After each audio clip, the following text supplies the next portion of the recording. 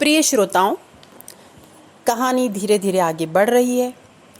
एलिज़र Deborah के साथ प्रेम की सुखद स्मृतियों को समेटकर ड्यूनबर्ग चला गया है।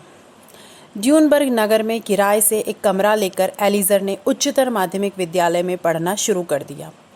उसे छात्रवृत्ति भी मिल गई, जिससे शिक्षण के लिए आवश्यक पुस्तकें खरीदने में वह समर्थ हो सका। ड्यूनबर्ग नगर में बहुत से यहूदी परिवार थे। उनके संपर्क और संगति ने एलिज़र के ज्ञानक क्षितिज का विस्तार कर दिया। विशेष रूप से एक युवक था, विन्नस्की।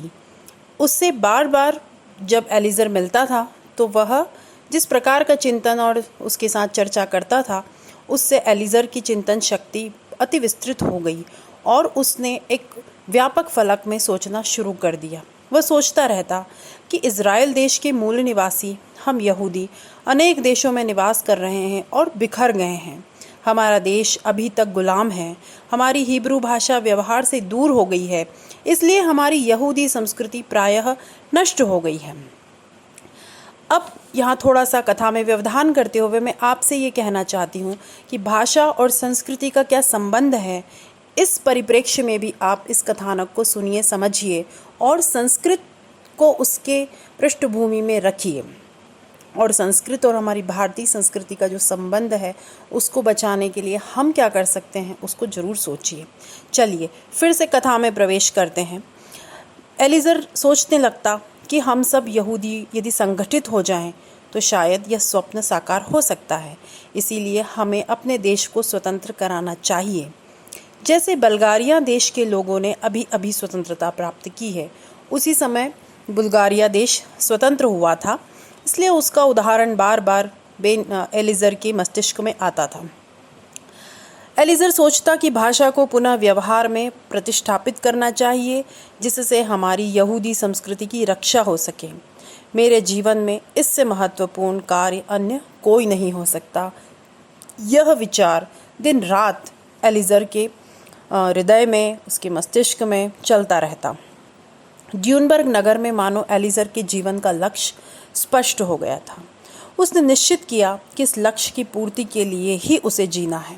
उसने यह भी निश्चित किया कि उसकी तैयारी करने के लिए पेरिस नगर ही उचित है, क्योंकि पेरिस नगर बुद्धिजीवियों का केंद्र था। उसने निश्चित किया कि पेरिस में रहकर चिकित्सकीय शिक्षण भी प्राप्त करूंगा, जिससे भविष्य में योग्य जीवन तथा सम्मानित सामाजिक स्थिति को प्राप्त किया जा सके।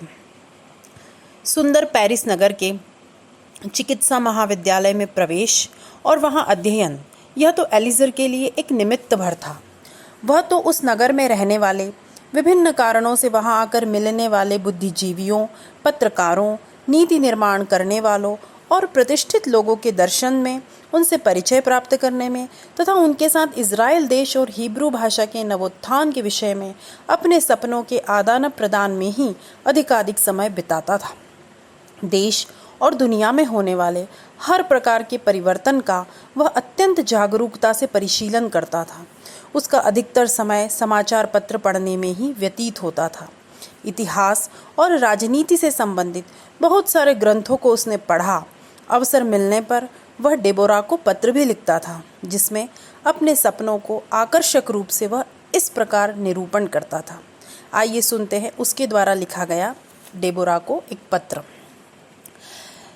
प्रिय डेबोरा, इज़राइल देश की भाषा हिब्रू ही होनी चाहिए, किंतु विद्वानों की हिब्रू भाषा नहीं और न ही ग्रंथों की हिब्रू भाषा, अपितु सामान्य लोगों के द्वारा नित्य जीवन में व्यवहार योग्य सरल हिब्रू भाषा ही होनी चाहिए। मैं जानता हूँ कि हिब्रू भाषा को दैनिक व्यवहार में लाना कोई सरल काम नहीं होगा, किंतु फिर भी हमें प्रयास तो करना चाहिए और मैं इसी कार्य के लिए जीवन लगाऊंगा। यह उसके पत्र के कुछ अंश थे। अब आगे क्या होता है सुनिए। उन दिनों एलिसर को लगने लगा कि वो कुछ बीमार है। पहले उसे खांसी हो गई, अब यह खांसी दुगनी हो गई। कभी कभी खांसी के साथ खून भी निकलने लगा। उसने जब चिकित्सक से परामर्श किया तो परीक्षण करके डॉक्टर ने कहा, स्वास्थ्य के विषय में आपको सावधान रहना होगा। आप क्षय रोग अर्थात टीबी से पीड़ित हो गए हैं। स्वास्थ्य की रक्षा के लिए आपको कुछ समय के लिए पेरिस नगर छोड़कर कहीं और रहना चाहिए। एलिज़र समझ गया कि उसकी आयु कम है। तब उसने जो चिंतन किया वो यह था कि मेरे जीवन के दिन कम हैं, किंतु करने वाले काम पर्वत के समान बहुत सारे हैं, बहुत ही दुर्गम है। इसीलिए एक एक क्षण भी अमूल्य जानकर मुझे जीवन जीना चाहिए। उस दिन एलिज़र के मन में बहुत आनंद और संतुष्टि थी जब उसने एक विशिष्ट लेख को पूर्ण किया। उसके लिए उसने विस्तृत अध्ययन किया था और बहुत से प्रमाण भी इकट्ठा किए थे। उस लेख में उसने यहूदियों का इतिहास, श्रेष्ठ परंपरा, इज़राइल देश के लिए स्वतंत्रता प्राप्ति की आवश्यकता, हिब्रू भाषा का पुनर्जीवन इत्यादि तथ्यों को उत्तम विधि से प्रतिपादित किया था। उसका दृढ़ विश्वास था कि यदि मेरा यह लेख किसी पत्रिका में प्रकाशित होगा और यहूदी इसे पढ़ेंगे तो अवश्य ही उनके मन में अपने देश के प्रति कुछ भाव जागृत होंगे और इसका परिणाम श्रेष्ठ होगा। हाना गिड्ड नामक एक पत्रिका थी जिसमें उसने अपना लेख भेजा और उसके बाद से उसने क्षण गिनना शुरू कर दिए। प्रतीक्षा में बैठे हुए एलिज़र को भोजन भी अच्छा नहीं लग रहा था। वह प्रतीक्षा कर रहा था कि मेरा लेख किस दिन प्रकाशित होगा। 2 दिन के बाद प्रत्येक घंटे वह अपने मकान मालिक के घर जाकर पूछता, मेरे लिए कोई पत्र आया है क्या? किसी पत्रिका के कार्यालय से कोई पत्र आया है क्या? इस तरह के बार बार वह प्रश्न जाके करता। 2 दिन बाद उसके नाम एक पत्र आया। मकान मालिक के पास से पत्र को झपट कर एलिज़र अपने कमरे की तरफ दौड़ा, किंतु उस पत्र को पढ़कर एलिज़र का शरीर कटे हुए केले के पेड़ के समान बिस्तर में गिर गया। निराशा से वह मृत के समान हो गया। उस पत्र में लिखा ही कुछ ऐसा था। उसमें लिखा था कि खेद के साथ सूचित किया जाता है कि आपका लेख प्रकाशन के योग्य नहीं है। इस पत्र ने मानो एलिज़र के सभी सपनों को धूल में मिला दिया, क्योंकि जितना चिंतन करके उसने अपने देश के बारे में यह लेख लिखा था, उसे लगा था कि इसको पढ़ करके एक महान परिवर्तन यहूदी समाज में आएगा, किंतु यह तो प्रथम सोपान पर ही एक असफलता का संदेश दे रहा था। दूसरे दिन एलिज़र से मिलने आया उसका एक मित्र, नाम था तहशिनकोव। उसको यह सारा समाचार पता लग गया था। एलिज़र के हितैषी तहशिनकोव ने उसमें फिर से उत्साह भरा। उसने कहा, मित्र, और भी पत्रिकाएं हैं, कोई एक ही पत्रिका तो नहीं है। यह लेख आपका जो आपने लिखा है यह अति महत्वपूर्ण है और इसे कोई भी पत्रिका अवश्य प्रकाशित करेगी। आप पुनः प्रयत्न करो। उन सभी पत्रिकाओं में हम यह लेख भेजेंगे। तहशिनकोव ने जब उसमें फिर से उत्साह भर दिया, तब एलिज़र खड़ा हुआ और उसने कहा, ठीक कहते हो, मैं एक बार पुनः प्रयास करूँगा। इस तरह से उसने बहुत सारी पत्रिकाओं में फिर से अपने लेख को भेजा और फिर से प्रतीक्षा शुरू हो गई। वियना नगर से एक पत्रिका प्रकाशित होती थी, हर्षहार। इस पत्रिका में उसने यह लेख भेजा। वहाँ से एक उत्तर प्राप्त हुआ। उत्तर यद्यपि अति संक्षिप्त था, तथापि उस उत्तर को पढ़कर एलिज़र मानो आनंद के सागर में डूब गया। उसमें लिखा था, आपका लेख प्रकाशन के लिए स्वीकृत कर लिया गया है, किंतु हम उसका शीर्षक बदल देंगे। ज्वलंत समस्या इस शीर्षक के स्थान पर हम इस शीर्षक को लिखेंगे महत्वपूर्ण प्रश्न और आपका यह लेख प्रकाशित करेंगे। उस पत्र को पढ़कर एलिज़र के आनंद की सीमा ही नहीं रही। उस पत्र ने उसके जीवन में एक नई चेतना ला दी। उसे लगने लगा कि मेरा चिंतन सही है। उसे कुछ लोग स्वीकार कर रहे हैं। कुछ दिनों के बाद हर्षहार पत्रिका में एलिज़र का वह ऐतिहासिक लेख प्रकाशित हुआ।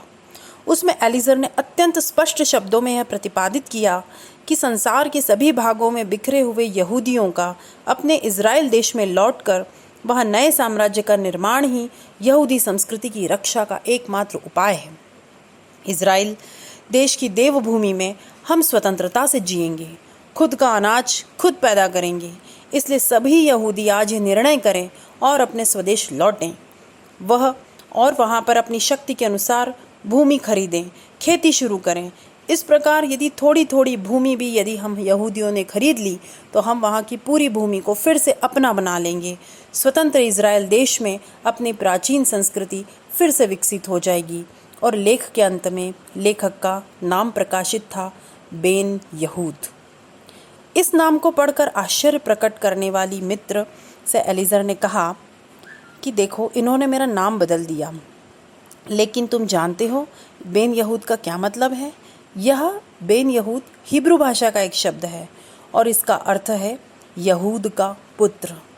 परम पिता यहूद का पुत्र हूँ मैं, इसीलिए यह मेरे लिए नाम सार्थक ही है।